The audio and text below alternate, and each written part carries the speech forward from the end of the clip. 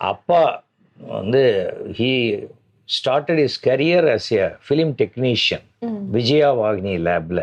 எனக்கு ஆரம்பத்துலேருந்தே சினிமாவில் வரணும்னு ஆசை. நான் அப்பா சொல்லிட்டேன், சினிமா மட்டும் வேண்டாம், சினிமா வந்து ஒரு நிரந்தர தொழில் இல்லை, நீ வேறு என்ன வேணால் படி அப்படின்ட்டு. அப்பாவே ஃபோட்டோகிராஃபர் பேசிக்காக எடுத்துருவேன். எனக்கு வந்து 13 வயசில் ஃபோட்டோகிராஃபி சொல்லி கொடுத்தாரு. அப்போ பாலும் பழமும் ரிலீஸ் ஆச்சு. நானே பாலும் பழமும் ஒரு 26 தடவை பார்த்துருக்காங்க. சிவாஜி அவர்களே பார்த்தாரான்னு தெரியாது அவ்வளோ தடவை, பட் நான் பார்த்துருக்கேன். என்ன தெரியுதுண்ணா, சித்தப்பாக்கு 2 மூக்கு தெரியுதுண்ணா, அப்படியே திருப்பினுவா அப்படின்னார். திருப்பின்னு இருந்தால் ஒரு மூக்கு ஆயிடுச்சா அப்படின்னார். ஒரு மூக்கு ஆயிடுச்சு. கண்ணு கிட்ட பார், கண்ணு கரெக்டாக இருக்கா, இதான் இது பேர் தான் ஃபோக்கஸ் அப்படின்னார்.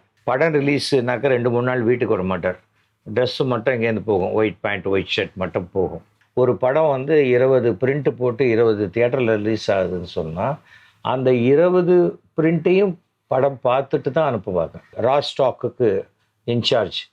திடீர்னு இஷ்டத்துக்கு ஒரு ஃபிலிம் 1000 அடி இருக்குது ஒரு ரோல், அதில் 800 அடி தான் அந்த ரீல் வரும்னா பாக்கி 200 அடிக்கு நம்ம கணக்கு சொல்லணும். சும்மா 1000 அடியும் ஓட்டியாச்சுன்னு சொல்ல முடியாது.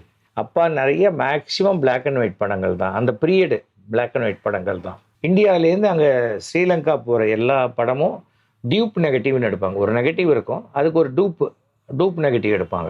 என்னுடைய 18 வயசுலேயே அப்பாவுடைய ஸ்டூடியோலேயே நானே சவுண்ட் இன்ஜினியராக ஜாயின் பண்ணேன். காட்ஃபாதர். எங்கள் அப்பா இப்போ இறந்து போய் 20 வருஷத்துக்கு மேலே ஆயிடுச்சு. அதாவது 2003 ஹீ பாஸ்ட் அவே. அப்பா வந்து he started his career as a film technician Vijaya Vauhini லேபில். அவர் வந்து அந்த மிஸ்டர் சென்குப்தான்னு அவர் தான் லேப் சீஃப், அவர்கிட்ட அசிஸ்டண்ட்டாக ஜாயின் பண்ணார். ஆனால் அப்பா படித்தது பிஎஸ்சி பாட்னி. அப்பா, பொன் பரமகுரு, வி கோபாலகிருஷ்ணன் எல்லாரும் ஒரு செட். வி கோபாலகிருஷ்ணன் கேள்விப்பட்டிருப்பீங்க, மிகப்பெரிய மேடை நாடக நடிகர். அமெரிக்காவில் அவரை அங்கீகாரம் பண்ணி இங்கேருந்து கூப்பிட்டுட்டு போனது வி கோபாலகிருஷ்ணன். நான் அவர் ட்ரூப்பில் தான் நான் ஃபஸ்ட்டு, அவர் எனக்கு பொட்டு வச்சு என்னை மேடை நாடக நடிகராக ஆக்கினார். அப்பாவை பொறுத்த வரைக்கும் அதற்கு பிறகு அந்த லேப்லேயே இருந்திருந்து கொஞ்சம் ஹையர் கிரேடு. படம் ரிலீஸுனாக்கா 2-3 நாள் வீட்டுக்கு வர மாட்டார். ட்ரெஸ்ஸு மட்டும் இங்கேருந்து போகும், ஒயிட் பேண்ட் ஒயிட் ஷர்ட் மட்டும் போகும், அந்த மாதிரி. ஏன்னா அப்போல்லாம் படம் ரிலீஸுக்கு முன்னாடி ஃபிலிம் தான், நீங்கள் சொல்கிறோம், இப்போ டிஜிட்டல் கிடையாது, எடுத்தோன்னே பார்க்குறதெல்லாம் கிடையாது. ப்ராசஸ் போகணும். அப்புறம் லெஃப்டில் வந்து இப்போ தியேட்டரில் அப்படி இப்படின்னு சைடில் சவுண்ட் ட்ராக் வரக்கூடாது, அந்த மார்க்கெல்லாம் வரக்கூடாது, அதெல்லாம் செக் பண்ணி அனுப்புவாங்க. பிரிண்ட் அனுப்பும்போது அதுக்கு ஃபுல்லாக அப்பா தான் இன்சார்ஜாக இருப்பார். அப்போ அந்த எவ்வரி பிரிண்ட்டு, ஒரு படம் வந்து 20 பிரிண்ட்டு போட்டு 20 தியேட்டரில் ரிலீஸ் ஆகுதுன்னு சொன்னால் அந்த 20 பிரிண்ட்டையும் படம் பார்த்துட்டு தான் அனுப்புவாங்க. ஸோ அந்த மாதிரி ஒரு ரெஸ்பான்சிபிலிட்டி உள்ள ஜாப். ரா ஸ்டாக்குக்கு இன்சார்ஜ். திடீர்னு இஷ்டத்துக்கு ஒரு ஃபிலிம் 1000 அடி இருக்குது ஒரு ரோல், அதில் 800 அடி தான் அந்த ரீல் வரும்னா பாக்கி 200 அடிக்கு நம்ம கணக்கு சொல்லணும். சும்மா 1000 அடியும் ஓட்டியாச்சுன்னு சொல்ல முடியாது. சில படங்கள் 15 ரீல் அப்படின்னு இருக்கும். ஆனால் அது 15 ரீல்னா 15,000 அடி இருக்காது, அது 12,000 அடியாக இருக்கலாம், இல்லை 13,000 அடியாக இருக்கலாம், அந்த மாதிரி. ஸோ அப்போது அந்த மாதிரி இருக்கும்போது சில படங்கள் அந்த 200 அடி ஒரு 4 ஜாயிண்ட்டு போட்டால் அது இன்னொரு ரீலாக கூட நம்ம சேவ் பண்ண முடியும். ஸோ இந்த மாதிரி ஒரு டெக்னிக்கல் ஜாபு. அப்பா நிறைய மேக்ஸிமம் பிளாக் அண்ட் ஒயிட் படங்கள் தான், அந்த பீரியடு பிளாக் அண்ட் ஒயிட் படங்கள் தான் ஒர்க் பண்ணியிருக்காரு நிறைய. அப்பாவுடைய அந்த இதில் அதுக்கு பிறகு அப்பா ஷிஃப்ட் ஆகி கொலம்போ போனார், இலங்கையில் வந்து அங்கே ஒருத்தர் அப்பாவுக்காக ஸ்டூடியோ இதே மாதிரி லேப் ஆரம்பித்து அப்பா தான் அதை செட் பண்ணி கொடுத்து, இந்தியாவிலேருந்து அங்கே ஸ்ரீலங்கா போகிற எல்லா படமும் டியூப் நெகட்டிவ்னு எடுப்பாங்க. ஒரு நெகட்டிவ் இருக்கும், அதுக்கு ஒரு டூப் நெகட்டிவ் எடுப்பாங்க. அந்த டியூப் நெகட்டிவ் அங்கே போயிடும், சவுண்ட் ட்ராக்குக்கு ஒரு காப்பி போயிடும், அதை அங்கே வச்சு அங்கே திருப்பியும் அங்கே பிரிண்ட் போடுவாங்க ஃபுல்லாக கொலம்போ. அது ஸ்ரீலங்கா முழுக்க அங்கே 20 தியேட்டர் 30 தியேட்டர் தமிழ் படங்களுக்கு மிகப்பெரிய வரவேற்பு உள்ளது. அதனால் அப்பா வந்து ஐ திங்க் 200 பார்பர் ஸ்ட்ரீட் அப்படின்னு கொலம்போ, அங்கே தான் ஆஃபீஸ். நான் வந்து 12 வயசு 7th ஸ்டாண்டர்டாக படிக்கும்போது நான் போயிருக்கேன், அங்கே அப்போ அது எதிர்த்தாப்புலேயே கிங்ஸ்லி தியேட்டர்னு ஒரு தியேட்டர், அது அப்போ பாலும் பழமும் ரிலீஸ் ஆச்சு. நானே பாலும் பழமும் ஒரு 26 தடவை பார்த்துருக்காங்க. நம்ம சிவாஜி அவர்களே பார்த்தாரான்னு தெரியாது அவ்வளோ தடவை. பட் நான் பார்த்துருக்கேன். அந்த மாதிரியான இது. அதுக்கு பிறகு அங்கே ஒரு 10 இயர்ஸ் சர்வீஸ் பண்ணார். அதுக்கு பிறகு இந்தியா வந்தார். இந்தியா வந்துட்டு ஸ்ரீலங்கா பிராட்காஸ்டிங் கார்ப்பரேஷன், இலங்கை வானொலி வர்த்தக ஒலிபரப்பு நிலையத்துக்கு அப்பா வந்து சவுத் இந்தியா ஏஜென்ட் ஆகிட்டார். ஏன்னா இங்கே வந்து பாம்பேயில் ரேடியோ அட்வர்டைசிங் சர்வீசஸ்ன்னு நீங்கள் கேள்விப்பட்டிருப்பீங்க. அமீன் சயானின்னு இப்போ ரீசெண்டாக he passed away. So Amin Sayani அவங்க தான் டைரக்டர்ஸ் அண்ட் மிஸ்டர் ஹரிஹரன் 3 பேர். அந்த கம்பெனியோடைய சவுத்து இது அப்பா டோட்டலாக. அப்போ தான் அப்பா ஷிஃப்ட் பண்ணார். அதுக்கு நடுவில் இங்கே வந்து விக்ரம் ஸ்டூடியோஸில் இருந்தார். அப்புறம் சாரதா ஸ்டூடியோஸில் அவங்கெல்லாம் லேப் சீஃபாகவே வந்துட்டார்.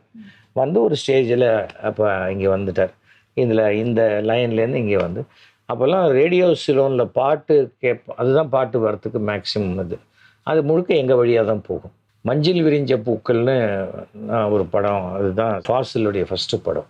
அந்த படத்துக்கு நான் தான் மியூசிக்கு கட் பண்ணி கொடுத்தேன். ஏன்னா ஒரு பாட்டுன்னா 70-80 ஆர்பிஎம் பெரிய பெரிய டிஸ்காக இருந்ததுன்னா 3 நிமிஷம் 10 செகண்ட் வரும்.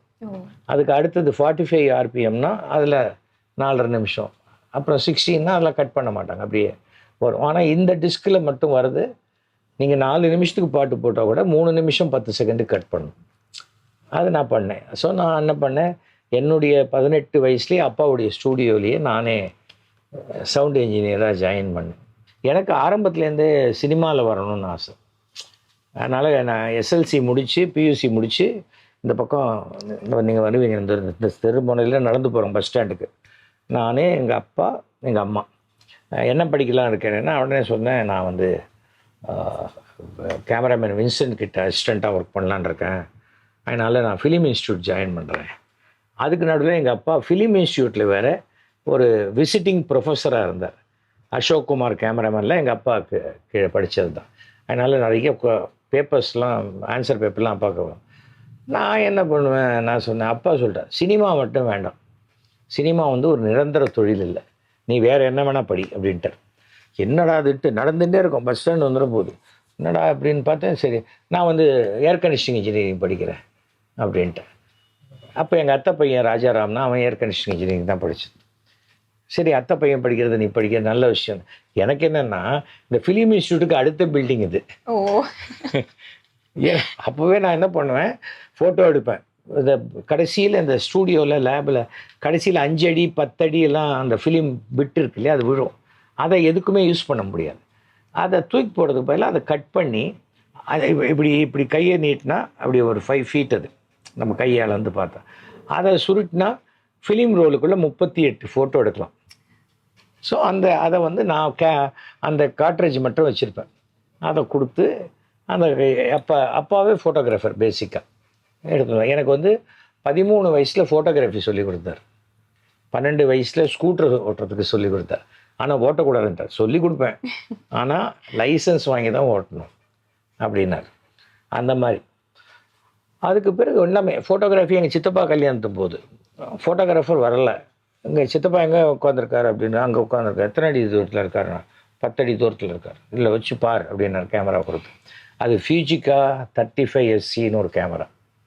பார்த்தா என்ன தெரியுதுண்ணா, சித்தப்பாவுக்கு 2 மூக்கு தெரியுதுண்ணா, அப்படியே திருப்பினுவா அப்படின்னார். திருப்பின்னு இருந்தால் ஒரு மூக்கு ஆயிடுச்சா அப்படின்னார். ஒரு மூக்கு ஆயிடுச்சு. கண்ணு கிட்ட பார், கண்ணு கரெக்டாக இருக்கா, இது பேர் தான் ஃபோக்கஸ் அப்படின்னார். அப்புறம் நடுவில் இந்த ஒரு நீடில் இருக்குது, மேலே இருக்கா கீழே இருக்கான்னார்.